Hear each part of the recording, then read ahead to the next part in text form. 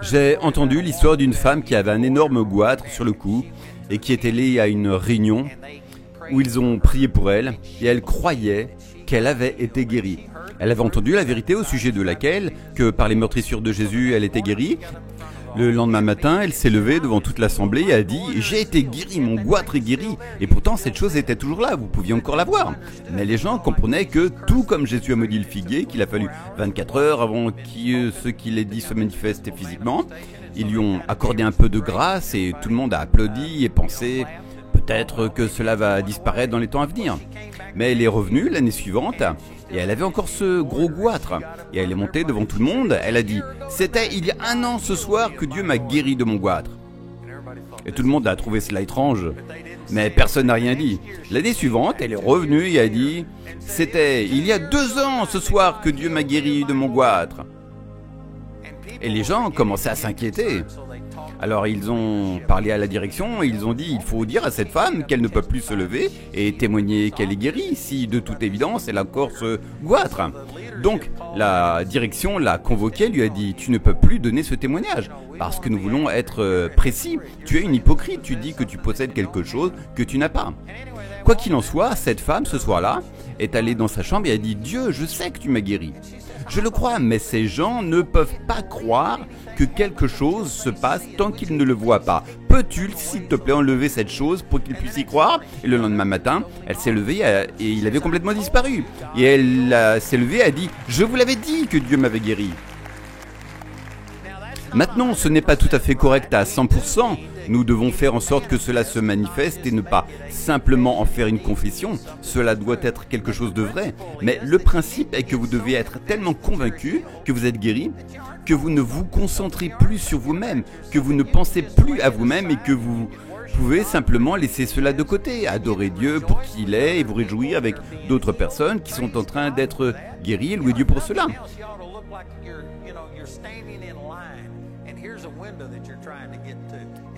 Quand quelqu'un d'autre devant vous est guéri, dans la file de prière, au minimum, vous devriez dire « Loué soit Dieu, ça fait une personne de moins dans la ligne. Amen, je suis plus près du début de la file. » Vous devriez vous réjouir avec d'autres personnes et vous pouvez savoir si vous vous êtes vraiment humilié, si vous mettez vraiment Dieu et les autres en premier. Avez-vous déposé vos soucis sur le Seigneur? Luttez-vous avec cela? Ne pouvez-vous pas dormir la nuit parce que vous essayez de trouver ce que vous allez devoir faire? Si vous avez des soucis, c'est un signe évident que vous ne vous êtes pas humilié. Maintenant, vous êtes peut-être en train de progresser, peut-être que la guérison ne se produit pas tout de suite, peut-être que cela va prendre un court laps de temps, mais en fin de compte, lorsque vous aurez vraiment déposé vos soucis sur le Seigneur, vous ne serez plus stressé. Vous ne vous en ferez plus, vous serez capable de vous réjouir, peu importe ce qui se passe dans votre corps. Vous serez capable de louer Dieu. J'ai de bons amis, Darian et Karen Jolie, et Karen est allée à l'étranger pour exercer le ministère. Ils sont ambassadeurs auprès des nations. Si vous avez assisté à l'une de mes réunions, je les ai souvent fait venir pour donner un témoignage. Quoi qu'il en soit, Karen, je ne me souviens plus combien d'années cela fait, mais je sais que ça fait plus d'une décennie. C'est probablement plus proche de 20 ans.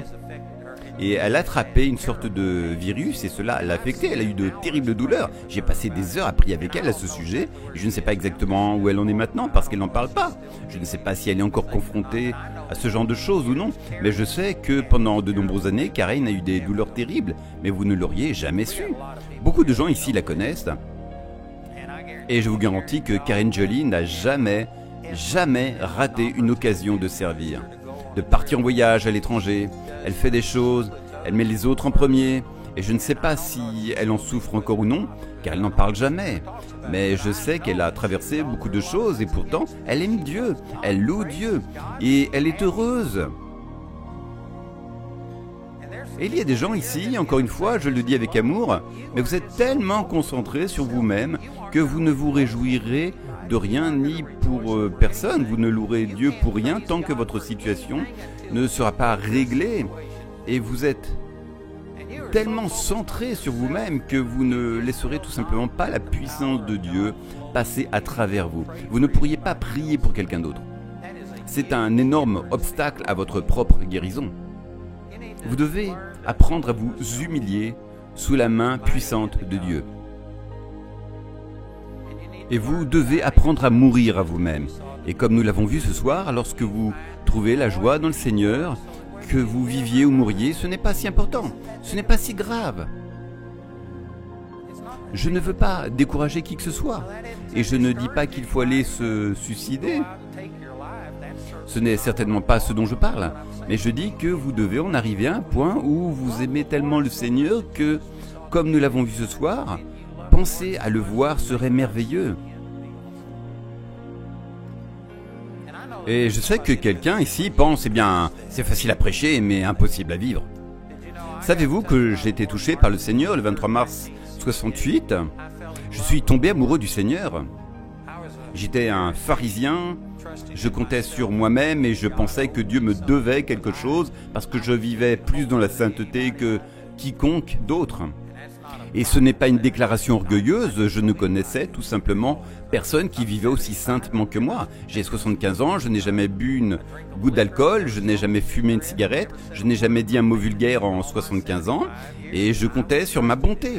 Et puis Dieu est intervenu, et j'ai vu sa miséricorde et sa gloire, j'ai vu sa sainteté,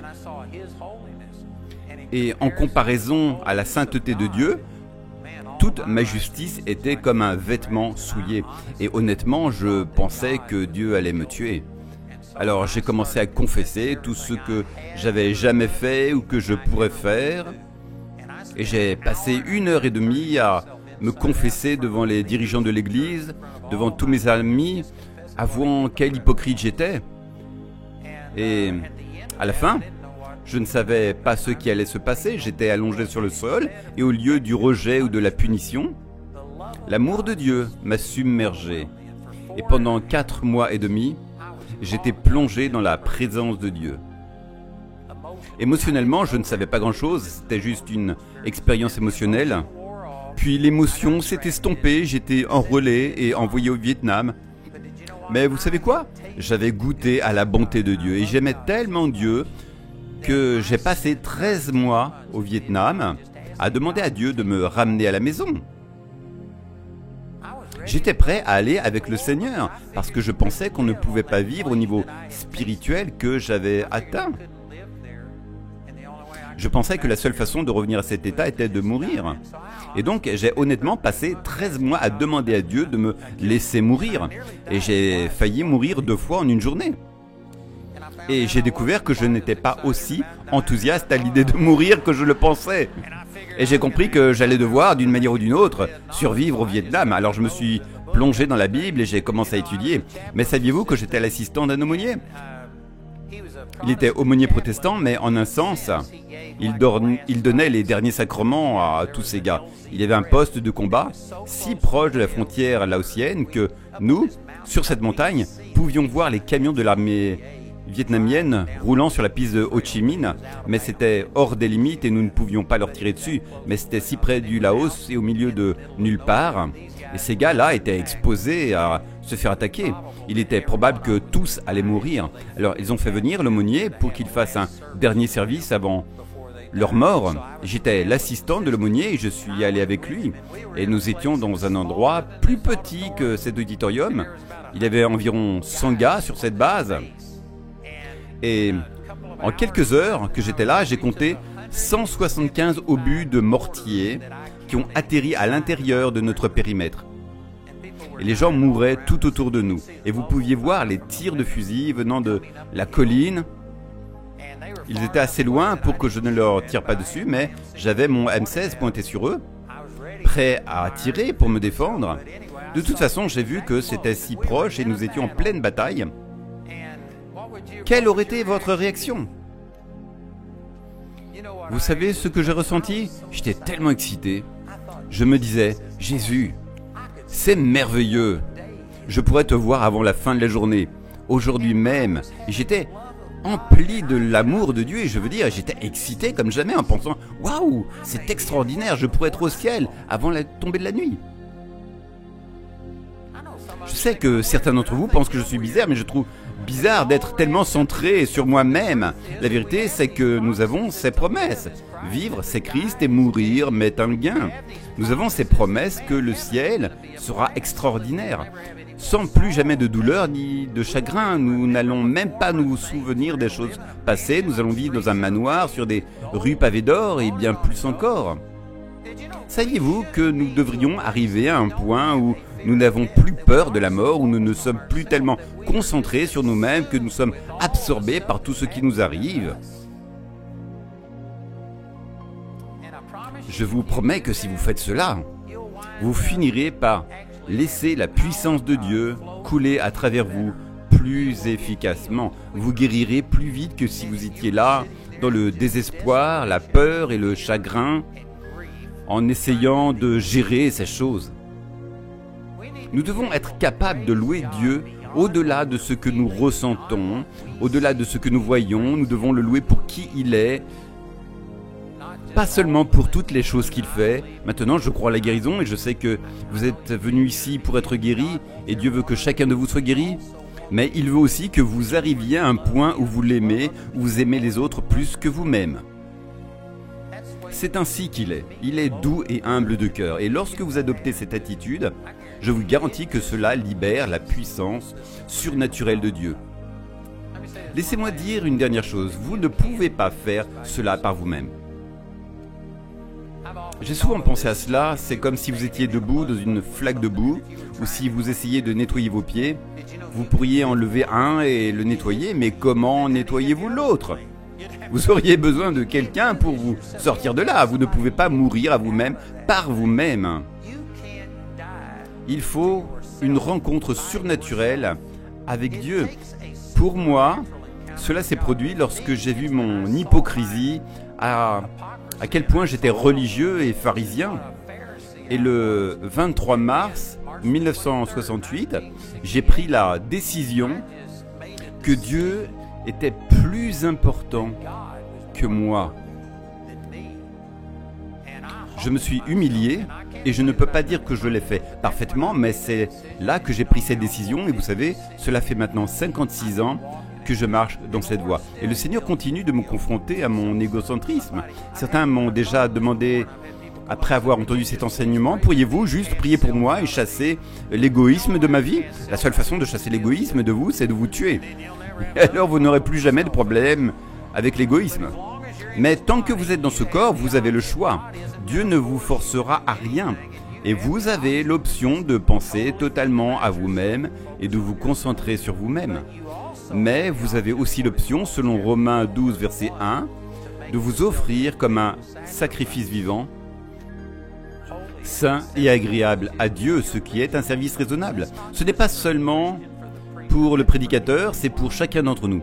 Jésus est mort pour nous et il veut que nous vivions pour lui. Il veut que nous soyons un sacrifice vivant.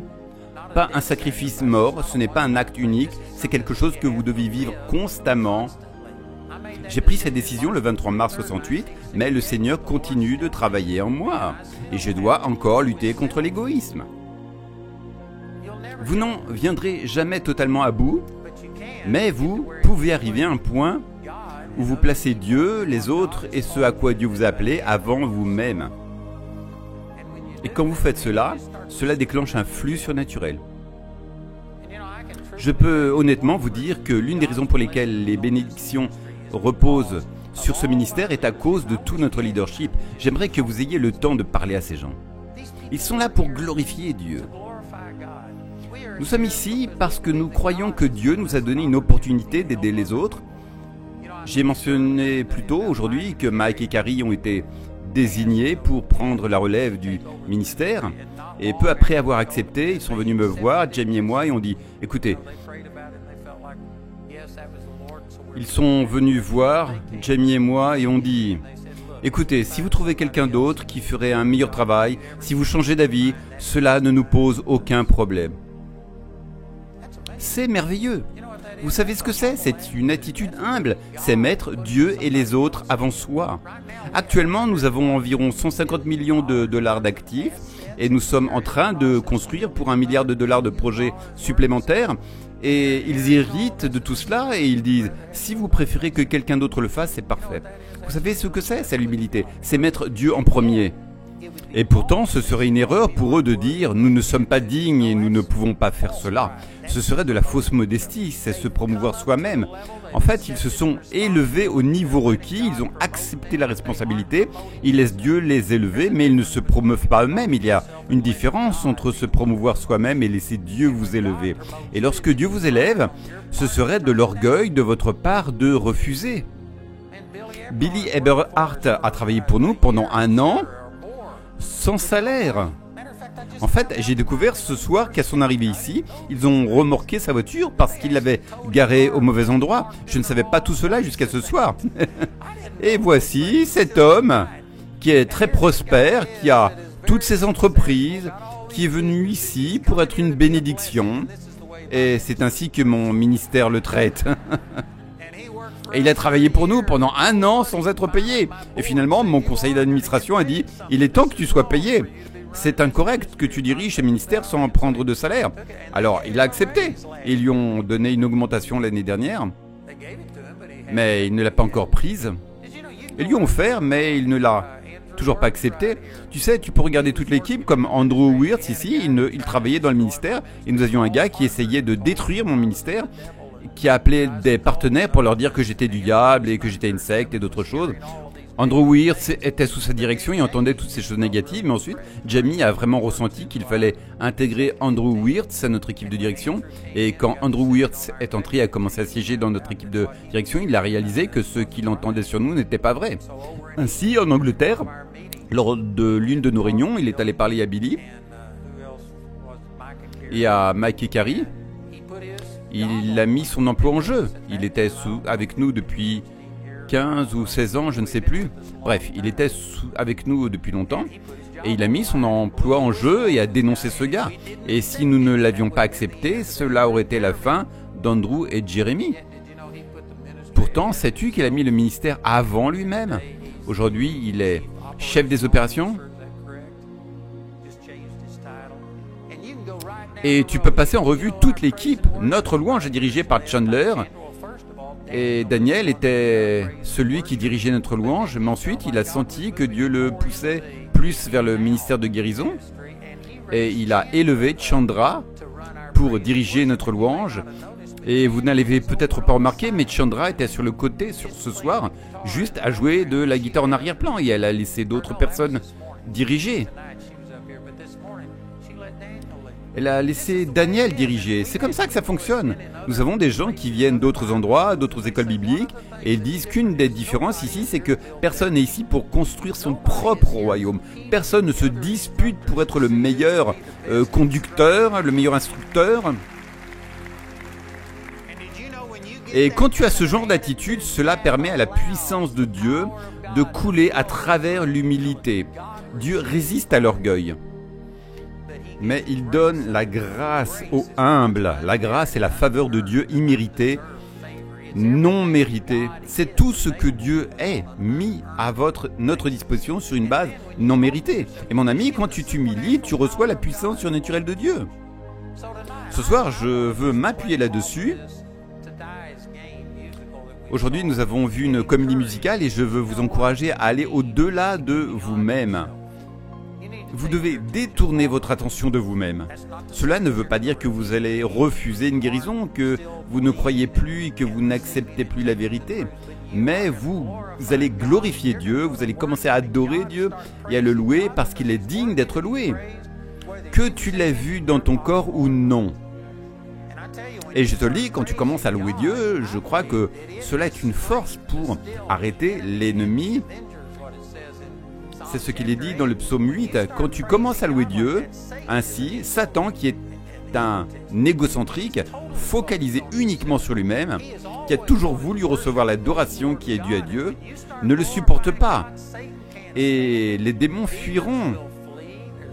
Il y a des exemples bibliques de cela. Et quand tu commences vraiment à louer Dieu, non pas parce que tu répètes ce que quelqu'un d'autre a fait, mais parce que tu aimes vraiment Dieu plus que toi-même, et que tu le loues, Que tu aies vu une guérison en toi-même ou non, tu glorifies Dieu. Quand tu fais cela avec un cœur pur, cela te transforme complètement. Et je peux te promettre ceci, tu ne pourras jamais surpasser Dieu en générosité. Si tu donnes à Dieu la louange et l'adoration, et que tu commences à le louer, Dieu ne te laissera jamais le surpasser. Quand tu commences à agir avec foi envers lui, à le glorifier, je te garantis que Dieu te bénira en retour. Tu seras plus béni que tu ne le béniras lui.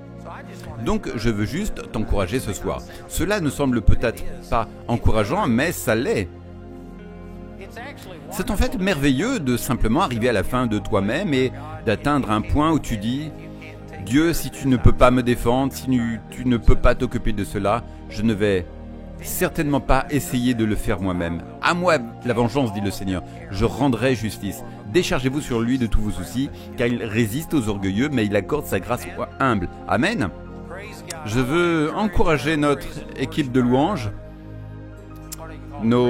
comment les appelles-tu? Ministres de prière. Je veux les inviter à venir ici.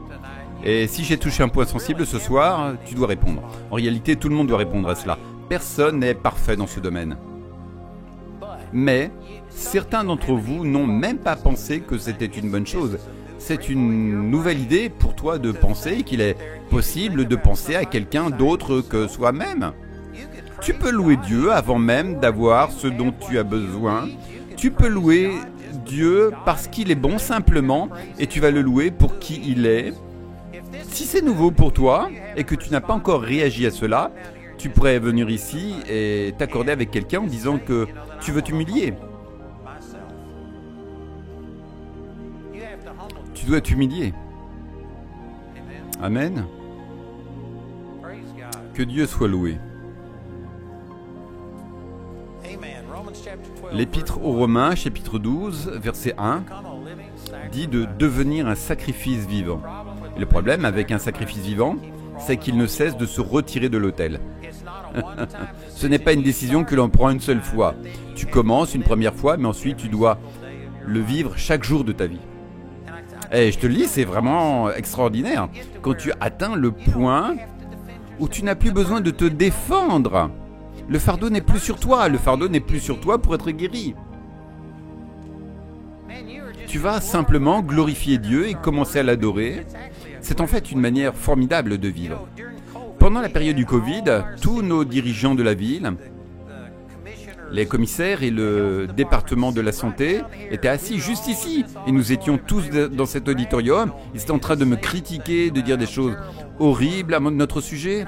Je me souviens de ce commissaire qui s'est levé et a dit « Tu n'as aucune intégrité, tu n'es qu'un... » J'ai oublié les mots exacts, mais je me souviens de « aucune intégrité ». Et il m'a vraiment attaqué et il s'attendait vraiment à ce que je réagisse. Et savez-vous comment j'ai répondu? Je lui ai dit « Écoutez, j'ai été critiqué par des personnes bien plus importantes que vous. »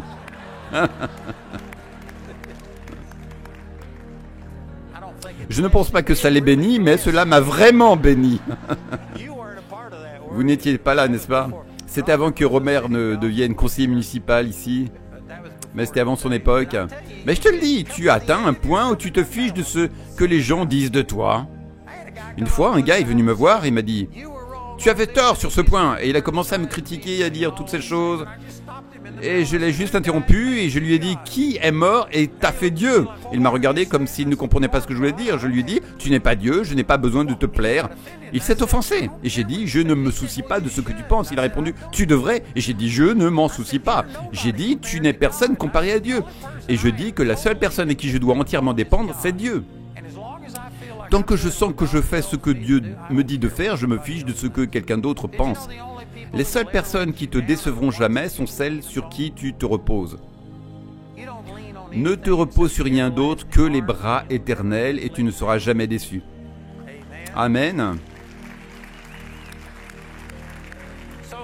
Encore une fois, tout le monde pourrait dire « J'avais besoin de ça. » Et tu sais, je dois me rappeler qu'il n'y a qu'un seul Dieu et que je ne suis pas lui.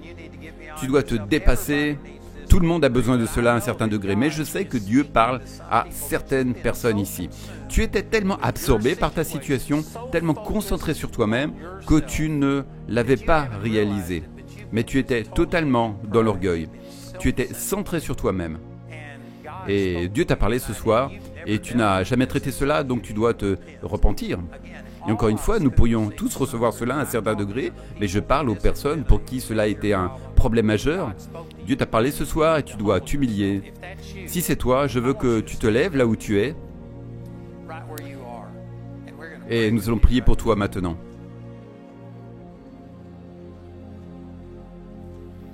Et certains pourraient dire, tu ne peux pas demander à tout le monde de fermer les yeux pour que ce soit plus facile. Non, je veux que tout le monde ait les yeux ouverts. La tête haute, pour que tu ressentes l'humiliation maximale.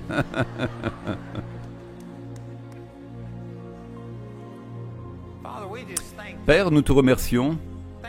Merci, Père, pour ce que Jésus a fait pour nous. Merci pour toutes ces personnes qui ont sacrifié leur vie et tout ce qu'elles sont pour notre bien.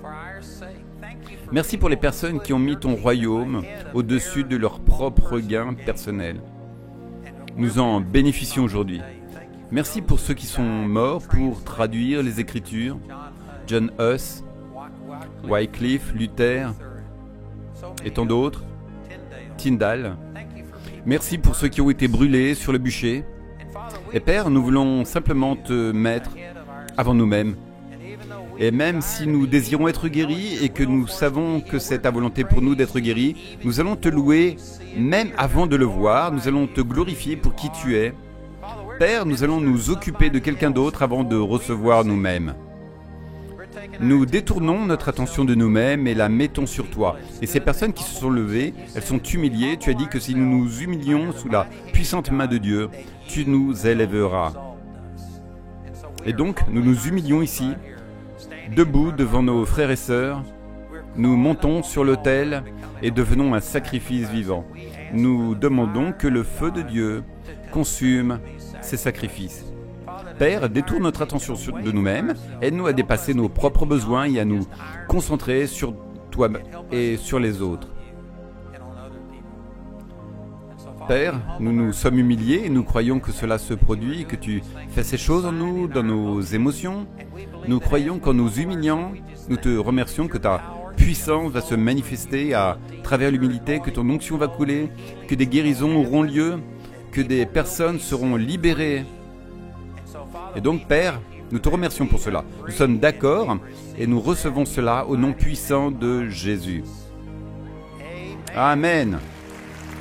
Amen. Amen.